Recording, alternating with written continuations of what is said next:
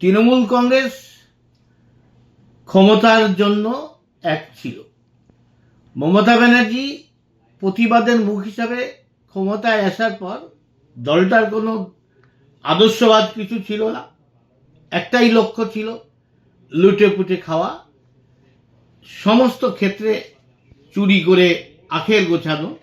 এই কারণেই দলটা টিকে ছিল, খাওয়ার জন্য। নিজেদের মধ্যে মারপিট যা থাক, খাওয়ার ক্ষেত্রে সব এক ছিল।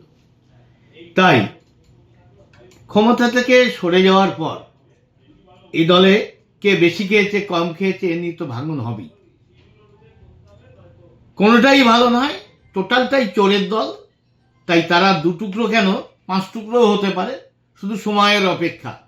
এই দলটাই থাকবে না। বহুদিন আগেও আমি বলেছিলাম যে রোগ নিরোধের জন্য কেউ যদি ওই কারো তৃণমূলের বাড়ির কাপড়ের এক টুকরো আনতে বলে আমরা তৃণমূল করতাম না, অর্থাৎ তৃণমূল করার লোক খুঁজে পাওয়া যাবে না, এটাই বাস্তব।